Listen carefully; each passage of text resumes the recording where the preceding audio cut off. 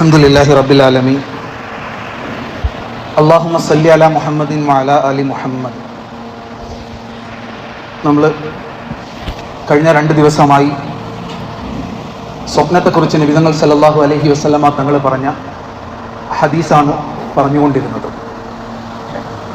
മനുഷ്യൻ കാണുന്ന സ്വപ്നം 3 തരത്തിലാണ്.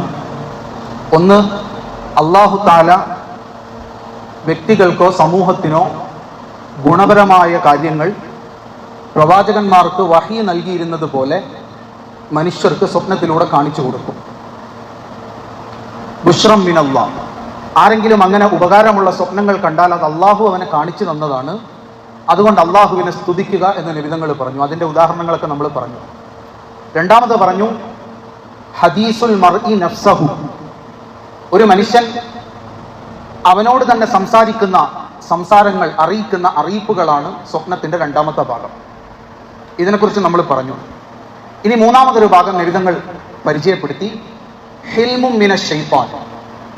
പിശാച് തോന്നിപ്പിക്കുന്ന ചില തോന്നലുകളാണ് മനുഷ്യർ കാണുന്ന സ്വപ്നത്തിന്റെ 3ാമത്തെ ഭാഗം. ഫഇദാ റഅ അഹദുകും മാ യക്റഹു. നിങ്ങൾ ആരെങ്കിലും അങ്ങനെ ബുദ്ധിമുട്ടുള്ള മോശമായ സ്വപ്നം നിങ്ങൾ കണ്ടു കഴിഞ്ഞാൽ ഫൽയതഅവദ് ബില്ലാഹി മിനശ് ശൈത്താനിർ റജീം. അല്ലാഹുവിനോട് പിശാചിൽ നിന്ന് കാവൽ തേടുക, നമസ്കാരത്തിലേക്ക് തിരിയുക എന്ന് ഒരു ഹദീസിൽ കാണാം. ചില ഹദീസുകളിൽ തഖ്വീഫും മിനശ് ശൈത്താൻ. പിശാച് മനുഷ്യനെ പേടിപ്പിക്കുന്ന ചില പേടിപ്പിക്കലുകളാണ്. വേറെ ചില ഹദീസിൽ മറ്റൊരു വാക്കുകൂടി നബി തങ്ങൾ ഉപയോഗിച്ചു, അഹാവീലും മിനശ് ശൈത്താൻ. മനുഷ്യനെ ഭയപ്പെടുത്തുന്നതിനും സങ്കടപ്പെടുത്തുന്നതിനും വഴിതെറ്റിക്കുന്നതിനും വേണ്ടി പിശാച് മനുഷ്യന്റെ മുമ്പിൽ കാണിക്കുന്ന സ്വപ്നങ്ങളാണ്. ഇതിനാണ് ഹിൽമു മിനശ് ശൈത്താൻ എന്ന് പറയുന്നത്. ഇതൊരു വിശാലമായ മേഖലയാണ്. മനുഷ്യനെ വഴിതെറ്റിക്കുക എന്നുള്ളതാണ് പിശാചിന്റെ അടിസ്ഥാനപരമായ ദൗത്യം.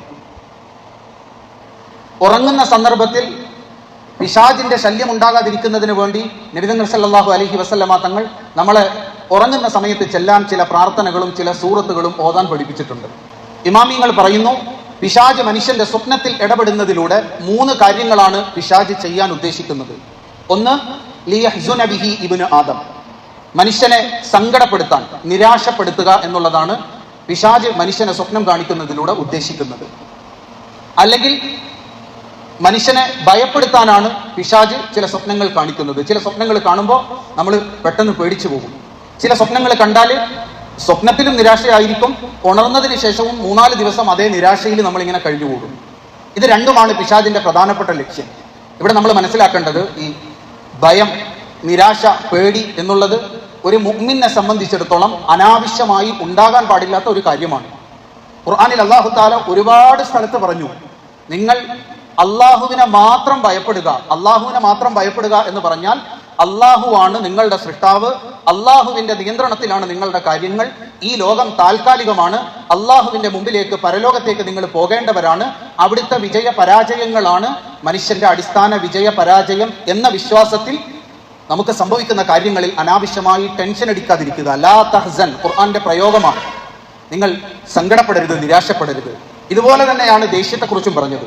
ഈ 2 സന്ദർഭം മനുഷ്യന്റെ ശരീരം വീക്കാകുന്ന സമയമാണ്. ദേഷ്യപ്പെടുക, ഭയപ്പെടുക. ഈ 2 സന്ദർഭങ്ങളിലും നമ്മളുടെ ശരീരത്തിന്റെ ഉള്ളില് അഡ്രിനാലിൻ പോലത്തെ ഹോർമോണുകളുടെ പ്രയോഗം വലിയ രീതിയിൽ ഉണ്ടാകും.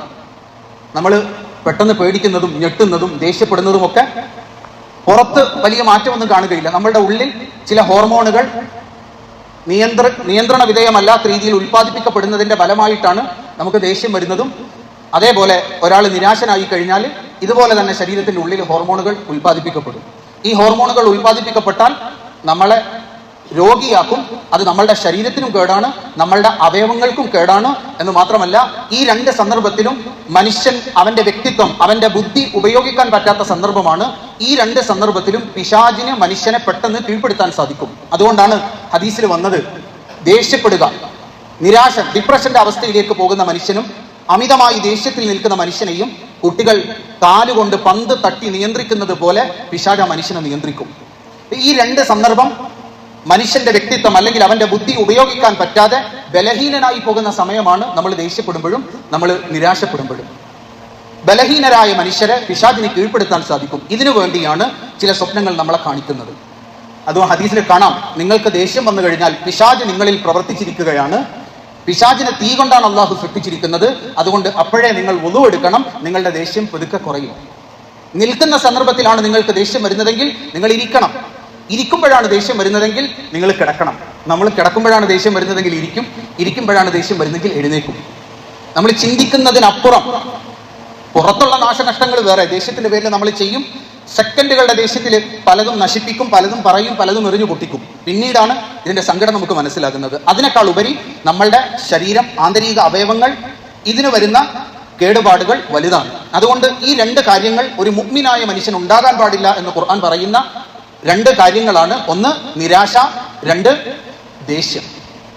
ഈ രണ്ട് കാര്യങ്ങൾക്ക് വേണ്ടിയാണ് പിശാച് മനുഷ്യനെ ചില കാര്യങ്ങൾ സ്വപ്നത്തിൽ കാണിക്കുന്നത്. മൂന്നാമത് ഇമാമിങ്ങൾ വിവരിക്കുന്നു, നല്ല മനുഷ്യരുടെയും മലക്കുകളുടെയും ഒക്കെ കോലത്തിൽ പിശാച് ചില ആളുകളുടെ സ്വപ്നത്തിൽ പ്രത്യക്ഷപ്പെടും. എന്നിട്ട് അള്ളാഹുവിന് ഇഷ്ടമല്ലാത്ത കാര്യങ്ങൾ ചെയ്യാൻ വേണ്ടി പറയും. നമ്മുടെ നാട്ടിലൊക്കെ ഈ ചില മഖ്ബറകളൊക്കെ കേന്ദ്രീകരിച്ച് ഇരിക്കുന്ന ചില ആൾക്കാരുണ്ട്. ജീവിതത്തിൽ നിസ്കാരമോ സാധാരണ ഒരു വിശ്വാസി പാലിക്കുന്ന അടിസ്ഥാന കാര്യങ്ങൾ പോലും പാലിക്കാത്ത ആളുകൾ, മൂത്രമൊഴിച്ചാൽ കഴുകുക പോലും ചെയ്യാത്ത ആൾക്കാരുണ്ട്. അവര് ഔലിയ മുമ്പിൽ സ്വപ്നത്തിൽ പ്രത്യക്ഷപ്പെട്ടു, ശരീരത്തിൽ കയറി ഇന്ന ഇന്ന കാര്യങ്ങൾ പറഞ്ഞു എന്ന് പറഞ്ഞ് ഒരു പട്ടുമൊക്കെ ഇട്ട് താടിയും വളർത്തിക്കൊണ്ട് ഇരിക്കുന്ന ആളുകളെ കാണാൻ സാധിക്കും. ഇങ്ങനത്തെ ആളുകളെ പിശാച് വഴിതെറ്റിക്കുന്നതാണ്. പിശാച് ചില രൂപത്തിൽ സ്വപ്നത്തിൽ പ്രത്യക്ഷപ്പെടും. എന്നിട്ട് പറയും, ഞാൻ ഇന്ന ഔലിയ ആണ്, നീ ഇന്ന് മുതൽ എൻ്റെ ആളാണ്, അതുകൊണ്ട് എൻ്റെ മഖ്ബറയുണ്ട്, നീ അവിടെ വരണം, അവിടെ സുജൂദ് ചെയ്യണം. ഇങ്ങനത്തെ കാര്യങ്ങൾ പിശാച് നല്ല വ്യക്തികളുടെ രൂപത്തിൽ മനുഷ്യന്റെ മുമ്പിൽ പ്രത്യക്ഷപ്പെട്ട് പറയും, മനുഷ്യനെ വഴിതെറ്റിക്കുന്നതിന് വേണ്ടി. ഈ മൂന്ന് കാര്യങ്ങൾക്ക് വേണ്ടിയാണ് പിശാച് നമ്മളുടെ സ്വപ്നത്തിലേക്ക് വരുന്നത്. നമ്മൾ മനസ്സിലാക്കേണ്ട വിഷയം, നമ്മളിൽ അധികം ആളുകൾ കാണുന്ന സ്വപ്നവും ഈ വിഭാഗത്തിൽപ്പെട്ട സ്വപ്നമാണ്. ഇങ്ങനത്തെ സ്വപ്നം കണ്ടാൽ 7 കാര്യങ്ങൾ ചെയ്യാൻ നബിതങ്ങൾ നമ്മളെ പഠിപ്പിച്ചു.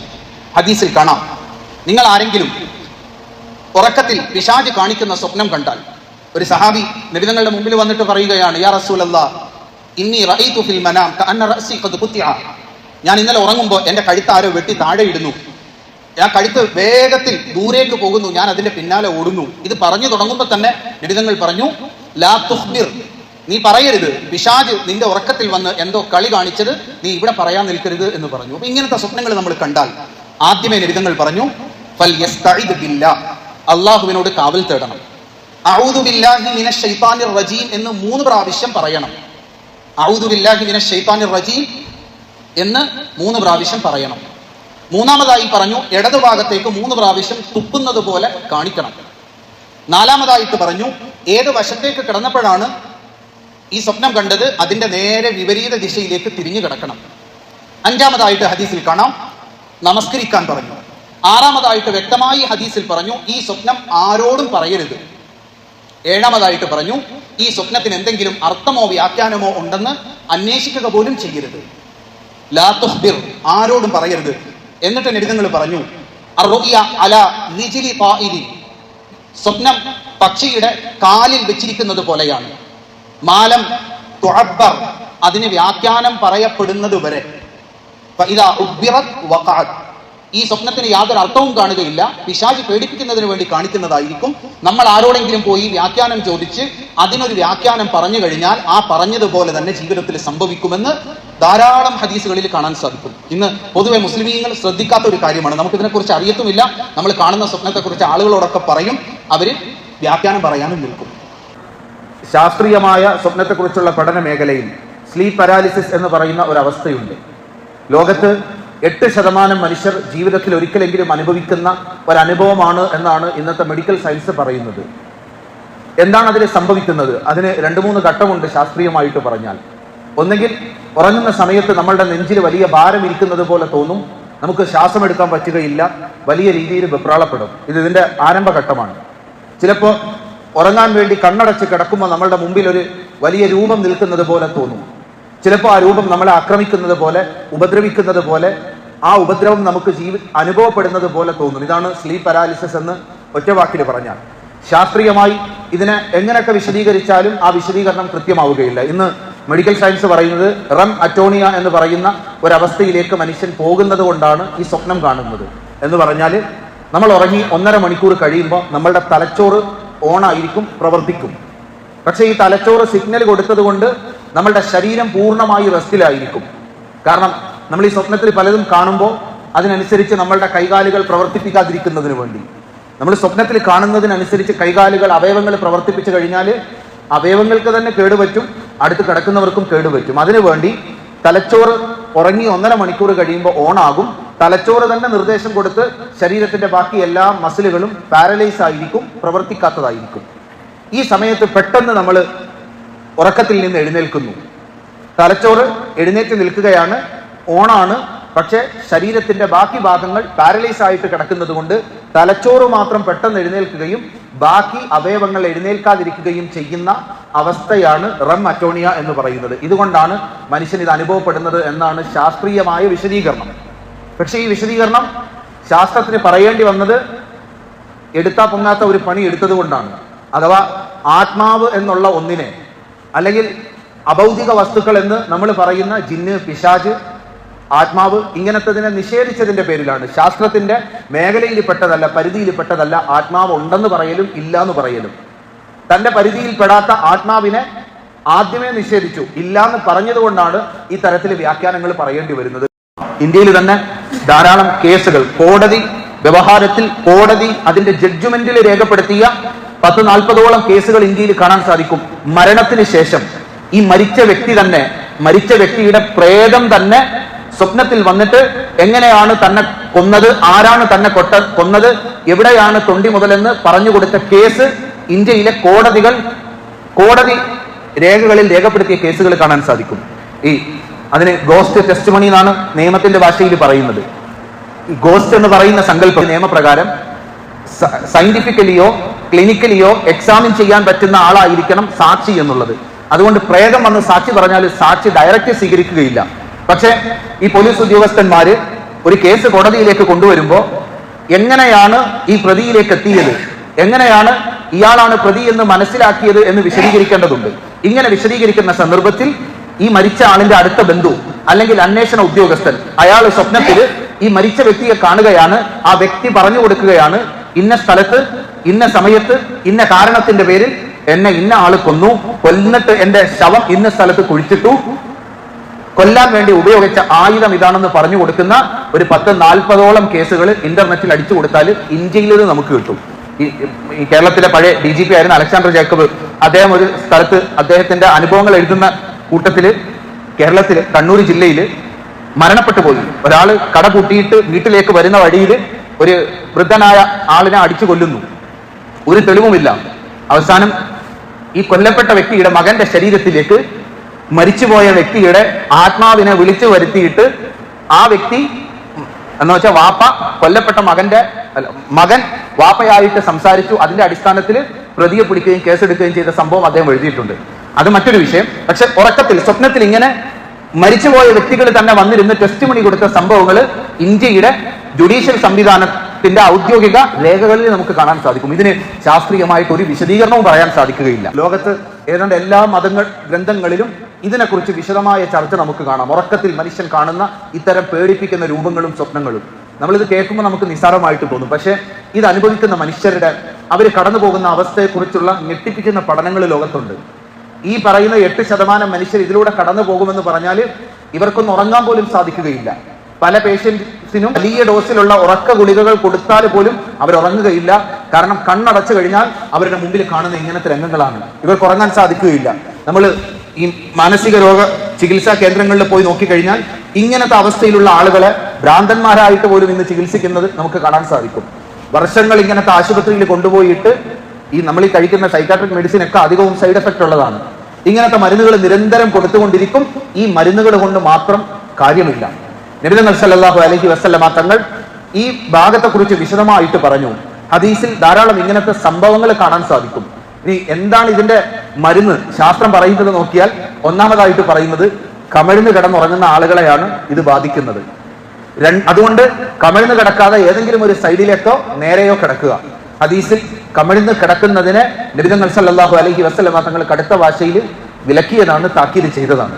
ഹദീസിൽ ഉറങ്ങുന്നതിന് മുമ്പ് സ്ഥിരമായി ഓതേണ്ട ചില വാചകങ്ങൾ പഠിപ്പിച്ചു തന്നിട്ടുണ്ട്. ഇവിടെ ആയത്തുൽ കുർസി എഴുതി വെച്ചിട്ടുണ്ട്. അല്ലാഹു ലാ ഇലാഹ ഇല്ലാഹു അൽ ഹയ്യുൽ ഖയ്യൂം ലാ തഅഖുദുഹു സിനത്തുൻ വലാ നൗം ലഹു മാ ഫിസ് സമാവാതി വമാ ഫിൽ അർള് എന്ന് തുടങ്ങുന്ന ഖുർആനിലെ ഏറ്റവും മഹത്തായ ആയത്ത്. ഇത് രാവിലെയും സുബഹി നമസ്കാരം കഴിഞ്ഞിട്ടും രാത്രി ഉറങ്ങുന്ന സമയത്തും പതിവാക്കാൻ നബിതങ്ങൾ നമ്മളോട് പഠിപ്പിച്ചു. ഈ ആയത്തുൽ കുർസിയുടെ മഹത്വം ഹദീസിൽ കാണാം. അബൂ ഹുറൈറ റളിയല്ലാഹു അൻഹുവിന്റെ അടുക്കലേക്ക് രാത്രിയിൽ സ്വപ്നത്തിൽ വന്ന് പറഞ്ഞു കൊടുത്തതാണ്. ഹദീസിൽ കാണാം, 3 ദിവസം പിശാച് മനുഷ്യന്റെ രൂപത്തിൽ വന്ന് സക്കാത്തിന്റെ മുതൽ സൂക്ഷിക്കാൻ ഏൽപ്പിച്ച അബൂ ഹുറൈറ റളിയല്ലാഹു അൻഹുവിനെ കബളിപ്പിച്ച് സക്കാത്തിന്റെ മുതലായ ഈത്തപ്പഴം മോഷ്ടിക്കുന്നു. വലിയ സംഭവമാണ്. ഞാൻ ചുരുക്കി പറയാം. അബൂ ഹുറൈറ റളിയല്ലാഹു അൻഹു അവസാനം പിശാചിനെ പിടിക്കുന്നു. പിശാച് അബൂ ഹുറൈറ റളിയല്ലാഹു അൻഹുവിനോട് പറഞ്ഞു, ഞാൻ നിനക്കൊരു കാര്യം പഠിപ്പിച്ചു തരാം, എന്നെ വിടുകയാണെങ്കിൽ. ആയത്തുൽ കുർസിയെ പാരായണം ചെയ്താൽ പിശാചിന്റെ ശല്യത്തിൽ നിന്ന് അള്ളാഹു അവനെ സംരക്ഷിക്കും. പിറ്റേന്ന് അബൂ ഹുറൈറ റളിയല്ലാഹു അൻഹു താൻ ഈ രാത്രിയിൽ കണ്ട അനുഭവത്തെക്കുറിച്ച് നബിതങ്ങളുടെ മുമ്പിൽ വിശദീകരിക്കുന്നു. മുഴുവൻ കേട്ടിട്ട് നബിതങ്ങൾ പറഞ്ഞു, അത് പിശാചാണ്, സദഖ, കള്ളനാണെങ്കിലും അവൻ പറഞ്ഞത് സത്യമാണ്. പിശാചിന്റെ ഉപദ്രവത്തിൽ നിന്ന് രക്ഷ നേടാനുള്ള ഏറ്റവും നല്ല മാർഗം ആയത്തുൽ കുർസിയെ ഉറങ്ങുന്നതിന് മുമ്പും രാവിലെയും സന്ധ്യസമയത്തും പാരായണം ചെയ്യലാണ്. പിന്നെ ഖുൽ അഊദു ബിറബ്ബിൻ നാസ്, ഖുൽ അഊദു ബിറബ്ബിൽ ഫലഖ്, ഈ 2 സൂറത്തുകൾ നമ്മളോട് ഓതാൻ പറഞ്ഞു. രാത്രിയിൽ കിടക്കുമ്പോൾ സുബ്ഹാനല്ലാഹ്, അൽഹംദുലില്ലാഹ് ഇത് രണ്ടും 33 പ്രാവശ്യം, അല്ലാഹു അക്ബർ 34 പ്രാവശ്യം ചെല്ലാൻ പറഞ്ഞു. നബിതങ്ങളുടെ സ്വന്തം മകൾ ഫാത്തിമ റളിയല്ലാഹു അൻഹ ഒരിക്കൽ ഒരു യുദ്ധം കഴിഞ്ഞതിന് ശേഷം നബിതങ്ങളുടെ കയ്യിലേക്ക് വലിയ സമ്പത്തിന്റെ കൂമ്പാരം വന്നു ചേരുന്നു. തങ്ങളുടെ മുമ്പിലേക്ക് ചോദിച്ച് ആവശ്യക്കാരായി വരുന്നവർക്ക് കണക്ക് നോക്കാതെ വാരിക്കോരി നബിതങ്ങൾ കൊടുക്കുന്നു. അന്ന് മക്കയിലും മദീനയിലും ഒക്കെ ജീവിച്ചിരുന്ന മുശ്രിക്കുകളായ ആളുകളെ സാക്ഷ്യപ്പെടുത്തിയിട്ടുണ്ട്, തന്റെ കയ്യിലേക്ക് കണ്ണെത്താ ദൂരത്തോളം സമ്പത്ത് വരുമ്പോഴും ഒന്ന് എണ്ണി നോക്കുക പോലും ചെയ്യാതെ ദാനം ചെയ്യുന്ന ഒരു ധർമ്മിഷ്ഠനെ മുഹമ്മദ് റസൂലുള്ളാഹി സ്വല്ലല്ലാഹു അലൈഹി വസല്ലമ തങ്ങളിലല്ലാതെ ഞങ്ങൾ കണ്ടിട്ടില്ല. ചരിത്രകാരന്മാർക്ക് എണ്ണം പറയാൻ സാധിക്കാതെ അളവ് പറയുന്ന രംഗം. നബിതങ്ങളുടെ മുമ്പിലേക്ക് ഒരാൾ വരുന്നു, ആവശ്യക്കാരനായി വന്ന് ചോദിക്കുന്നു. നബിതങ്ങൾ പറയുന്നു, ഈ 2 മലകളുടെ ഇടയിൽ മലഞ്ചെരുവിൽ നിറഞ്ഞു നിൽക്കുന്ന മുഴുവൻ ആടുകളെയും ഞാൻ ഇതാ നിനക്ക് നൽകുന്നു. എണ്ണം പറയാൻ സാധിക്കാതെ അളവ് വണ്ണം പറയുന്നു നബിതങ്ങളുടെ ദാനധർമ്മത്തെ കുറിച്ച്. ഇങ്ങനെ ദാനധർമ്മം ചെയ്യുന്നതിന്റെ ഇടയിൽ സ്വന്തം മകൾ ഫാത്തിമ റളിയല്ലാഹു അൻഹ വീട്ടിലെ ജോലി ചെയ്ത് ശരീരത്തിൽ മുറിവ് സംഭവിച്ചിട്ട് നബിതങ്ങളുടെ മുമ്പിലേക്ക് വന്നിട്ട് ചോദിക്കുന്നു, വീട്ടിലൊരു ജോലിക്കാരിയെ നിർത്തുന്നതിന് വേണ്ടി എന്തെങ്കിലും തരണം. കൊടുത്തില്ല. എല്ലാവർക്കും കൊടുക്കുന്ന കൂട്ടത്തിൽ സ്വന്തം മകള് ഒരു ചെറിയ ആവശ്യവുമായിട്ട് വരുമ്പോ അത്ര സ്നേഹമുള്ള വാപ്പ കൊടുക്കുന്നില്ല. മകള് പതിയെ വീട്ടിൽ പോകുന്നു. രാത്രി മകളും ഭർത്താവും കിടക്കുമ്പോൾ വീട്ടിന്റെ വാതിലിൽ വന്ന് തട്ടിയിട്ട് പറഞ്ഞു, മോളെ ഫാത്തിമ, ഞാൻ എന്റെ മുമ്പിൽ വന്ന മുഴുവൻ ആളുകൾക്കും വാരിക്കോരി കൊടുത്തു, പക്ഷെ നിനക്ക് ഞാൻ തന്നില്ല. ഞാൻ അവർക്ക് കൊടുത്ത മുഴുവൻ സമ്പത്തും ഒരുമിച്ച് കൂട്ടിയാലും ഈ ദുനിയാവിന്റെ മുകളിലുള്ള മുഴുവൻ സമ്പത്തിനെക്കാളും നിനക്ക് ആഖിറത്തിൽ പ്രയോജനപ്പെടുന്ന ഒരു സമ്മാനം ഈ വാപ്പ തരാം. രാത്രിയിൽ കിടക്കുന്നതിന് മുമ്പ് 33 സുബ്ഹാനല്ലാഹ്, 33 അൽഹംദുലില്ലാഹ്, 34 അല്ലാഹു അക്ബർ പറഞ്ഞിട്ട് കിടന്നുറങ്ങിയാൽ ദുനിയാവിലെ മുഴുവൻ സമ്പത്തിനെക്കാളും അത് വിലപിടിച്ചതായിരിക്കുമെന്ന് മകള് ഫാത്തിമ റളിയല്ലാഹു അൻഹയ്ക്കും അലി റളിയല്ലാഹു അൻഹുവിനും പറഞ്ഞു കൊടുക്കുന്നു. നമ്മൾ ആലോചിക്കണം, ഈ ഹദീസ് അലി റളിയല്ലാഹു അൻഹു തന്റെ ജീവിതത്തിന്റെ അവസാന കാലത്ത് പറയുമ്പോൾ അദ്ദേഹത്തിന്റെ ഒരു ശിഷ്യൻ ചോദിച്ചു, സിഫീൻ യുദ്ധത്തിന്റെ രാത്രിയിൽ നിങ്ങൾ ഇത് പറഞ്ഞോ? സിഫീൻ യുദ്ധം എന്ന് പറഞ്ഞാൽ ഇത്ര മനസ്സിലാക്കിയാൽ മതി, അലി റളിയല്ലാഹു അൻഹുവിന്റെ ജീവിതത്തിൽ അദ്ദേഹം അനുഭവിച്ച ഏറ്റവും വലിയ ടെൻഷന്റെ ദിവസമായിരുന്നു സിഫീൻ യുദ്ധം. ജീവിതത്തിൽ മറ്റെല്ലാം മറന്നു പോകുന്ന വലിയ ടെൻഷൻ, വലിയ ഭാരം അദ്ദേഹത്തിന്റെ ജീവിതത്തിലേക്ക് കടന്നു വന്ന സിഫീൻ, ആ സിഫീനിന്റെ രാത്രി അദ്ദേഹത്തിന്റെ ജീവിതത്തിലെ ഏറ്റവും ക്രൂഷ്യലായ രാത്രിയായിരുന്നു. ആ രാത്രിയിൽ നിങ്ങൾ ഇത് പറഞ്ഞോ? അലി റളിയല്ലാഹു അൻഹു മറുപടി പറഞ്ഞു, അള്ളാഹുവിന്റെ റസൂൽ എന്റെയും ഫാത്തിമയുടെയും പുതപ്പിനരികിൽ വന്നിരുന്ന് ഇത് പറഞ്ഞു തന്നതിന് ശേഷം ജീവിതത്തിൽ ഒരിക്കലും ഞാൻ മുടക്കിയിട്ടില്ല. ഈ ഹദീസിനെ കുറിച്ച് പറയുകയാണ്. പക്ഷെ നമുക്ക് ഇത് ചെയ്യാൻ സെക്കൻഡുകൾ മതി, പക്ഷെ നമ്മൾ ജീവിതത്തിൽ ചെയ്യാറില്ല. ഇങ്ങനത്തെ കുറെ കാര്യങ്ങൾ രാത്രിയിൽ ഓതാൻ, രാത്രിയിൽ ചെല്ലാൻ നബിതങ്ങൾ സല്ലല്ലാഹു അലൈഹി വസല്ലമ തങ്ങൾ നമുക്ക് പറഞ്ഞു തന്നു. അത് ജീവിതത്തിൽ പതിവാക്കലാണ് നമ്മളെ സംബന്ധിച്ചിടത്തോളം പിശാച് സ്വപ്നത്തിൽ മനുഷ്യനെ ഇടങ്ങേറാക്കുന്ന ഈ ഇടങ്ങേറിൽ നിന്ന് രക്ഷപ്പെടാനുള്ള മാർഗം. സുന്നത്തായ രൂപത്തിൽ ഉറങ്ങുക, സുന്നത്തായ രൂപത്തിൽ ഉറങ്ങാൻ വേണ്ടി കിടക്കുക. പ്രത്യേകം ഇമാമിങ്ങൾ പറയുന്നു, ദാഇമുൽ വുദൂ, പിശാചിന്റെ ശല്യത്തിൽ നിന്ന് എപ്പോഴും രക്ഷപ്പെടാനുള്ള മാർഗം വുദൂ ജീവിതത്തിൽ നിത്യമാക്കുക എന്നുള്ളതാണ്. രാത്രിയിൽ കിടക്കുന്ന സമയത്ത് വുദൂ എടുത്തിട്ട് കിടക്കുക. പകലിലും നമ്മളുടെ വുദൂ എപ്പോ മുറിയുന്നോ അപ്പൊ വുദൂ എടുക്കുക എന്നുള്ളത് പിശാചിൽ നിന്ന് രക്ഷപ്പെടാനുള്ള വലിയൊരു അമലാണ്. ഒരിക്കൽ ഇതുപോലെ നബിതങ്ങൾ സുബഹി നിസ്കരിച്ചിട്ട് കണ്ട ഒരു സ്വപ്നത്തെക്കുറിച്ച് സഹാബാക്കളോട് പറയുകയാണ്. ഇമാം ബുഖാരി ഉദ്ധരിക്കുന്നു, ബിലാൽ റളിയല്ലാഹു അൻഹുവിനെ വിളിച്ചിട്ട് ചോദിച്ചു, യാ ബിലാൽ ഹദ്ദിസ്നി ബി അർജാ അമലിൻ അമിൽതഹു ഫിൽ ഇസ്ലാം. ബിലാൽ, നീ മുസ്ലിം ആയതിനു ശേഷം ചെയ്ത വലിയ ഒരു നന്മയുണ്ട്, ആ നന്മ നീ എനിക്കൊന്ന് പറഞ്ഞു തരണം. ബിലാൽ റളിയല്ലാഹു അൻഹുവിന് കരച്ചിൽ വന്നു. അദ്ദേഹം പറഞ്ഞു, തങ്ങളാണോ എന്നോട് ചോദിക്കുന്നത്? ഒന്നുമല്ലാതിരുന്ന ബിലാലിനെ ഈ രൂപത്തിലാക്കിയ തങ്ങൾ എന്നോട് ഇങ്ങനെ ചോദിക്കരുത്. ബിലാലിന് കരച്ചിൽ വരും. നബി തങ്ങൾ വീണ്ടും പറഞ്ഞു, ബിലാലെ, ഞാൻ തമാശ പറഞ്ഞതല്ല. വഇന്നി സമിഅതു ദുഫൻ അലൈക ബൈന യദയ്യ ഫിൽ ജന്ന. ഇന്നലെ ഞാൻ സ്വപ്നത്തിൽ അള്ളാഹു എന്നെ സ്വർഗം കാണിച്ചു. എന്റെ മുമ്പിലൂടെ ആരോ ചെരുപ്പിട്ട് നടക്കുന്ന ശബ്ദം ഞാൻ കേട്ടു സ്വർഗത്തിൽ. അത് നിന്റെ ശബ്ദമായിരുന്നു. എന്റെ മുമ്പിൽ ചെരുപ്പിട്ട് നടക്കാൻ പാകത്തിന് നിന്നെ യോഗ്യനാക്കിയ ആ നല്ല കർമ്മം നീ എനിക്ക് കൂടി പറഞ്ഞു തരിക. കുറെ ആലോചിച്ചിട്ട് ബിലാൽ പറഞ്ഞു, റളിയല്ലാഹു അൻഹു, ഞാൻ എന്റെ വുളു എപ്പം മുറിഞ്ഞാലും അപ്പൊ അടുത്ത വുളു എടുക്കും. ആ വുളുവിന്റെ വെള്ളം വച്ചുന്നതിന് മുമ്പേ 2 റക്അത്ത് സുന്നത്ത് നിസ്കരിക്കും. നബി തങ്ങൾ പറഞ്ഞു, ഇതാണ് ബിലാലെ നിന്നെ സ്വർഗത്തിൽ എന്റെ മുമ്പിൽ നടത്താൻ പാകത്തിന് അല്ലാഹു തആല മഹാനാക്കി മാറ്റിയ കർമ്മമെന്ന് ബിലാൽ റളിയല്ലാഹു അൻഹുവിനോട് പറഞ്ഞു കൊടുക്കുന്നു. ദാഇമുൽ വുളൂ ജീവിതത്തിൽ എപ്പോഴും ഉണ്ടായിരിക്കുക എന്നുള്ളത് ഒരു വലിയ അമലാണ്. പ്രത്യേകിച്ച് ഉറങ്ങുന്ന സമയത്ത് വുളൂ എടുത്തിട്ട് കിടന്നുറങ്ങുക എന്നുള്ളതാണ് ഈ അവസ്ഥയിൽ നിന്ന് രക്ഷപ്പെടാൻ വേണ്ടി ഇസ്ലാമികമായി നബി തങ്ങൾ നമ്മളെ പഠിപ്പിച്ച അവസ്ഥ.